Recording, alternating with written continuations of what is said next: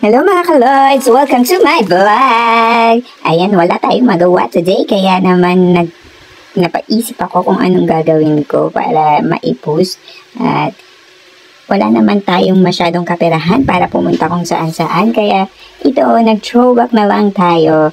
Ito yung time na nandito pa yung aking small brother, little brother.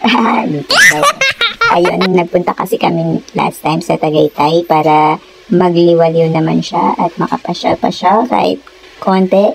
At ang aming first stop na lagi namin binabalik-balikan ang place na yon ay ang Pink Sisters. Napakaganda at napakasolemn ng place na yon wherein magiging close ka at mapipil mo na napaka-close mo kay God kasi napakatahimik ng lugar.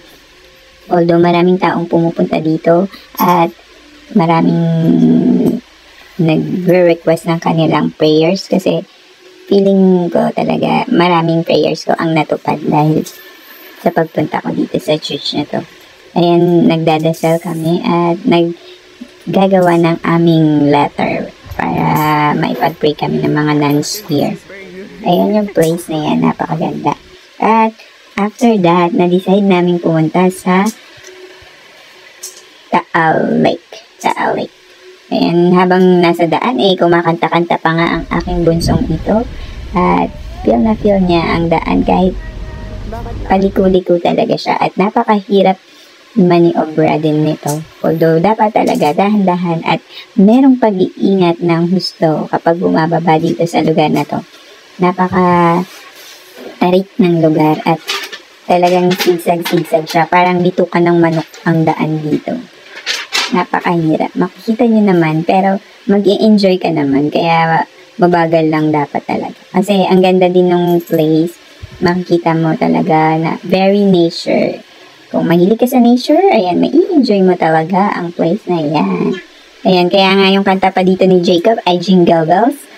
Jingle Bells, Jingle Bells. Dahil nga Pasko pa, magpapasko pa niyan. Pakinggan nyo ang kanyang kanta.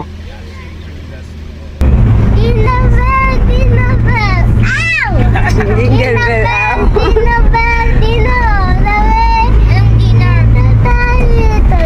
In a one-horse open sleigh. Hey! Jingle bell, jingle all the way. Hey! Kaya dito tayo tumakbo. In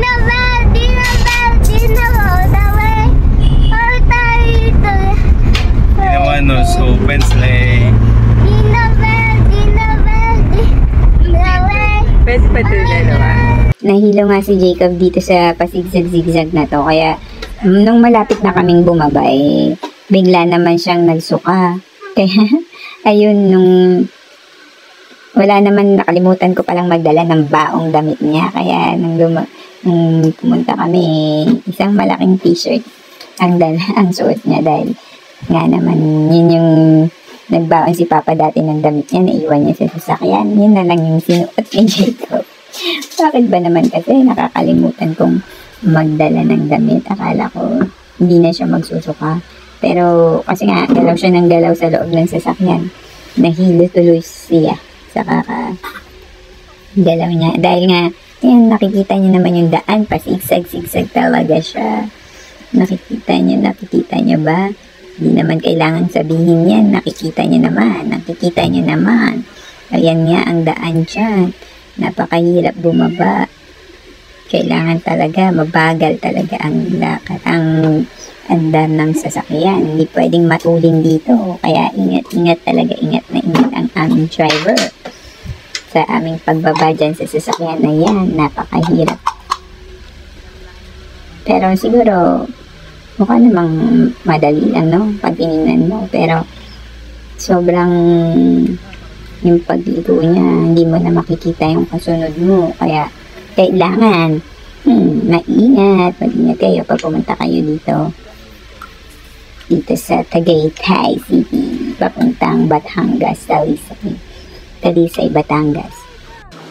At pagkatapos nga, yung pagpunta namin dyan, napakaganda ng aming nakita after ng isang oras yata yung paliko-liko na yun, na biyahe na yun for 30 minutes, nakalimutan ko na. Yan, isang magandang Taal Lake ang aming nakita. Gusto nga sana namin pumunta sa pinaka-crater ng Taal, kaya lang bawal pa kasi nga minsan nag-aalboroto pa yung Taal, kaya dito lang muna paikot-ikot sa area. After that, syempre nagpaanda kami ng pagkain. Ayan na nga, ang bulalo, huwag kalimutan pag nasa Tagaytay, napakasarap talaga ng bulalo. At pagkatapos namin doon kumain, nagstay kami saglit doon, nag-ikot-ikot at nag-decide kami na pumunta ng Starbucks, or nag-decide ang aking brother na mag-Starbucks daw kami. Na-feel niya kahit busog na sa pagkain, pumunta pa rin kami doon. But wait, tingnan niyo muna ang daan namin pataas. Hindi ko lang masyado makapture ang Taal Lake. Pero ayan na, nung nasa Starbucks na, napakatarik pala ng pababa dito sa area nila. Ayan, feeling ko almost 90 degrees na yon. Pero nakasurvive naman. At yan, napakaganda ng lugar nila. Makita mo yung helipad na yan, na talaga namang makikita mo ang napakagandang tanawin at view ng area na to. Super relaxing talaga. Kaya maganda yung overlooking nila dyan. Ayan nga, nung maka-order nakahiga pa yung isang yon. At tag-iisa kami ng prop. Yan, at meron pang cake na napakasarap. Talaga namang nagustuhan nila. At nag-enjoy sila sa pag-relax nila. Siyempre, libre. Ayan nga, napakalaki ng damit ni Jacob. Sabi namin, meron pulubing na naligaw sa lugar. Kaya nakasmile naman sila paglabas nila.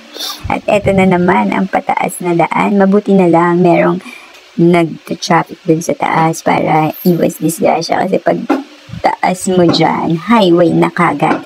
Ini-stop ng mga nag-traffic enforcer dyan sa taas yung mga dadaan pag meron paakyat dito. Kaya sabi ko, kung ikaw lang na at walang mag-traffic sa taas, talaga naman, disgrasya, kasi pataas yan. So, yan ang aming travel escapade last time. Throwback din pag may time. Masarap alalahanin ang nakaraan. Diba nga? Bye for now. Thank you for watching.